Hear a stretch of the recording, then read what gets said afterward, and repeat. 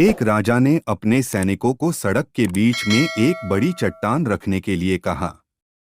चट्टान को बीच सड़क में रखवाकर राजा ने अपने सैनिकों से छुपकर उस चट्टान पर नजर रखने के लिए कहा कि देखना उस चट्टान को रास्ते से कौन हटाता है। लोग उस जगह पर आते रहे और जाते रहे, लेकिन किसी ने भी उस चट्टान को रास्ते से हटाने की कोशिश नहीं की। उस चट्टान के पास से लोगों के गुजरने वालों में राजा के कुछ करीबी लोग और शहर के बड़े व्यापारी भी शामिल थे।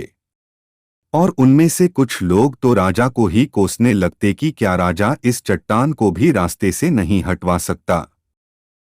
लेकिन किसी ने भी उस चट्टान को रास्ते से हटाने का प्रयास नहीं किया। ऐसा काफी दिनों तक चलता रहा। एक दिन एक किसान अपनी सब्जियों के साथ उधर से गुजर रहा था। उसने चट्टान को रास्ते में पड़े देखा और सोचा कि सबको इस चट्टान की वजह से कितनी तकलीफ हो रही है। उसने अपनी मजबूत लाठी से उस चट्टान को एक तरफ धकेलने की कोशिश शुरू कर दी। काफी कोशिश के बाद वह उसे सड़क से हटाने में कामयाब हो गया।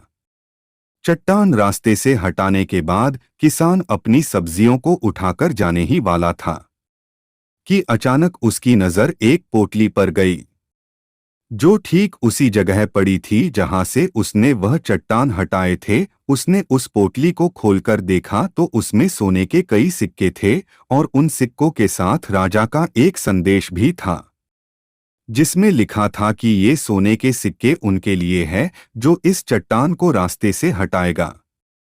दोस्तों, बिल्कुल ठीक इसी तरह हम सबके लाइफ में भी कई परेशानियां आती है। कुछ लोग उन परेशानियों से बचकर निकल जाते हैं और कुछ रास्ता बदल देते हैं, और चंद लोग ठान लेते हैं उन परेशानियों का हल निकाल लेने की, और ऐसे ही लोग मुश्किलों में संभावनाएं और संभावनाओं में छिपे अवसर खोज लेते हैं।